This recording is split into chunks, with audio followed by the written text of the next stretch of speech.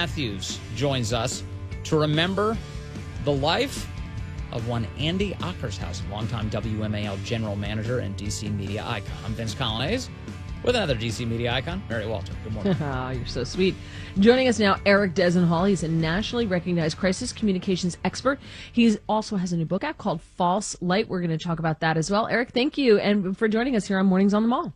Thanks for having me. Let's talk about Andrew Cuomo. You're a recognized crisis communications expert, so I would assume that what you do is that when someone who is high profile finds themselves in a crisis, they give you a call and say, how do I handle this message? Do I have that right? I think you have that mostly right, yes. So tell me, how is Andrew Cuomo handling the message? Well, look, I mean, we're in this strange filibuster stage of the scandal. Cuomo apologized, then the apology is declared to have been botched, which happens 100% of the time. Then you have debates beginning over what is the best strategy for managing the situation, as if there actually were a playbook for this type of thing. In this new kind of media climate, there is no playbook. Some people win, some people lose. And I think that one of the things that we're seeing is that the old notion that you just fall on your sword and walk away doesn't really work. And so I think that there's something to be said for the messy process of fighting back and seeing what happens. And again, it's not smooth.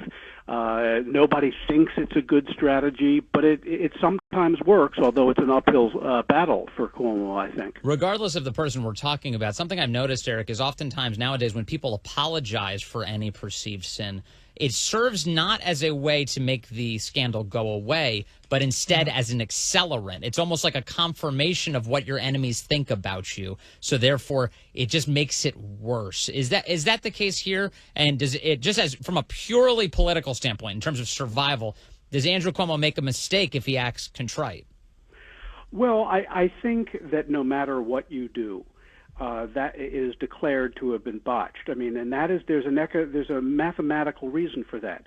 Twitter and this endless news cycle doesn't exist to evaluate things on their own merits. The only way to extend the controversy is to declare something to have been terrible. So every time something like this happens, Twitter gets up in arms.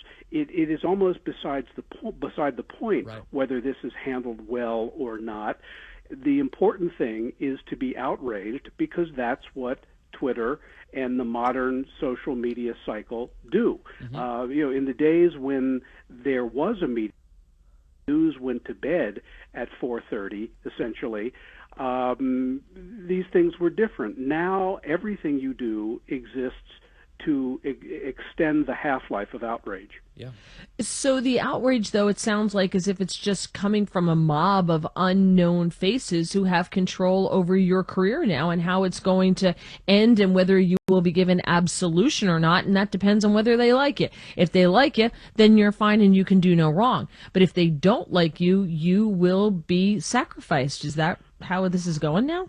Yes. I mean, the op-ed I wrote in Real Clear Politics basically says that if we like you, you survive. If we don't like you, you don't. It doesn't mean whether we like you or don't like you, we think you handled it correctly. Right. Likability does come down to it. A lot of what Cuomo's fate will be determined by is not whether social media or mainstream media thinks he handled it well, but do his constituents want him to survive? Yeah.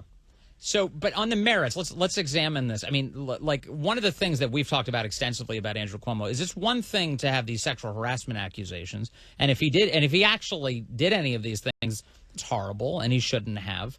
But it seems like our sense of proportion is totally out of whack because there's another scandal going on in Andrew Cuomo's career as governor, and it involves thousands of people who are dead inside of nursing homes, the product of an order that his government sent out in terms of putting COVID-ill patients back in those nursing homes, and his administration subsequently sought to cover that data up. Why is it that that is not the biggest scandal that everybody's talking about, and instead it's the sex harassment allegations, as yet unproven through due process, that is the primary focus?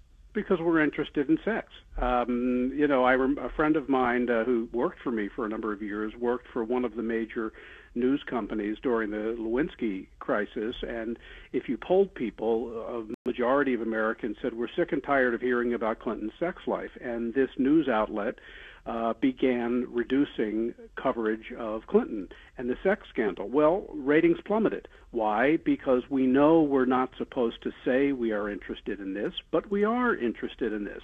And especially, people are now shrewd enough, whether it's true or not, to hammer on memes, whether it's Clinton's and Lewinsky's blue dress, or now Cuomo's obsession supposedly with his hands. Yes. And this is what is interesting to people. I mean, a lot of people feel that with COVID, well, we've heard enough about COVID. Let's talk about Cuomo and his hands. You know, this all sounds like the great plot to a really great book. Like it would be a really interesting book. Tell us about False Light, because you're also a novelist. Yeah, I mean, False Light deals with an accused sexual predator who cannot be taken down in the legal process, so the next best thing is to go after his reputation. And false light is a term from defamation law that basically means misrepresenting someone. That's the simplest way to put it. And a lot of what the novel deals with is how you attack someone's reputation and ruin them if you can't go through the machinations of due process. Amazing. It sounds like it's ripped right from the headlines. It does. That's the idea. Exactly. Yeah, it sure does. Eric Dezenhall, I hope the book sells very, very well. Thank you very much. Thank you. Great to have you with bet. us this morning. Bye-bye. And it probably will, too. He told us sex sells. So I have to tell you, it sounds like a really